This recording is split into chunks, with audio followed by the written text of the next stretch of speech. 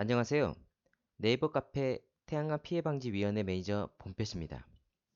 우리 카페는 제목으로 알 수 있듯이 최근 날로 늘어나는 태양광 사업 또는 태양광 분양 사업의 피해자와 순간의 선택으로 발생될 예비 피해자를 방지하고자 만든 커뮤니티입니다.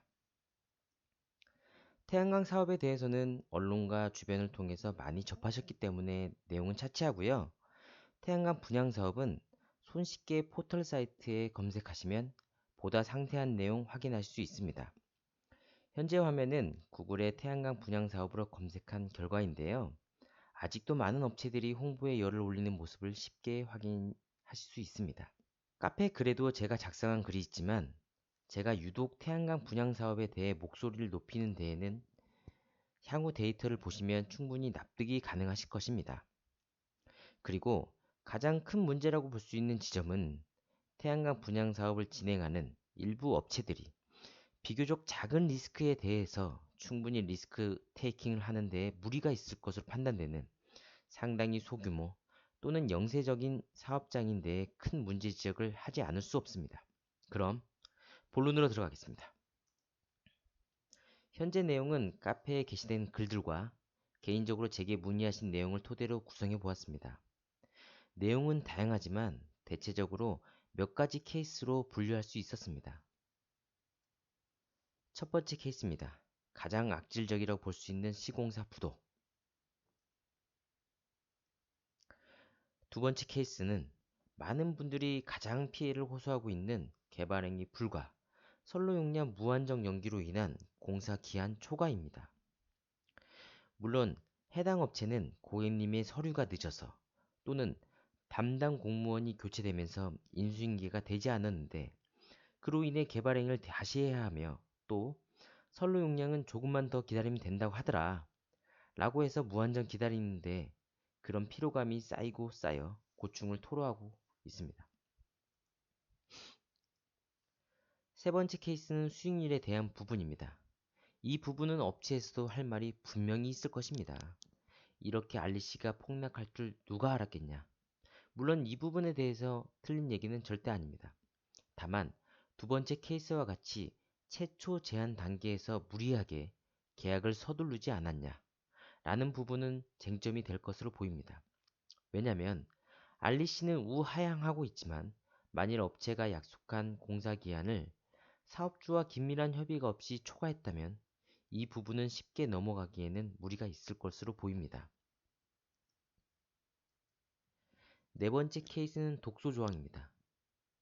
여기서 준공은 통상적으로 단순 전기를 판매할 수 있는 사용전 검사 완료 후가 되는 건 관행적이라고 볼 수 있습니다.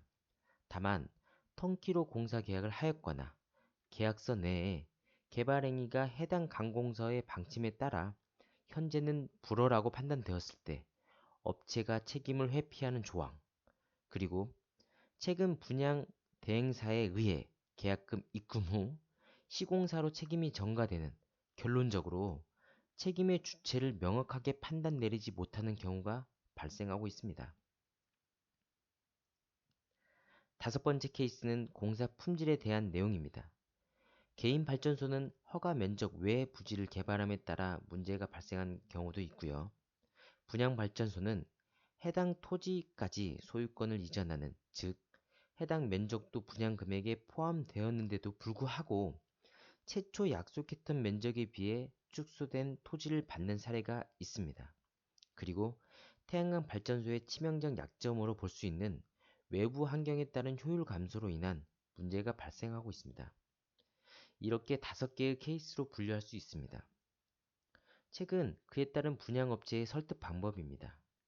약속된 공사가 늦어짐에 따라 계약서의 조항과 같이 지체상환금을 주겠다. 다만 현재 남아있는 잔금의 지체상환금을 제외한 비용을 입금하면 공사를 재개하겠다는 것입니다. 잠깐만요. 선후관계가 바뀐 거 아닌가요? 그리고 이와 같은 이유들로 인해 우하향된 알리씨를 약속한 준공 시기에 알리씨로 보전해 주겠다.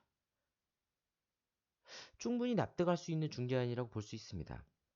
다만 태양광 발전소는 최소 20년을 존속해야 하는 사업 구도입니다. 그래야 알리시 단가에서 과거보다 부족하지만 수익을 볼 수 있단 말입니다. 제가 서두에 말씀드린 비교적 견고하지 않은 업체가 현재로부터 20년을 존속할 수 있을까요? 이 부분에 대한 물음은 시청하시는 분들이 직접 확인해야 할 것입니다. 전체적으로 케이스를 다시 한 번 더 확인해 보시길 바랍니다. 우리 카페 회원님들의 문의 내용 중 사업 형태를 구분해 보았습니다.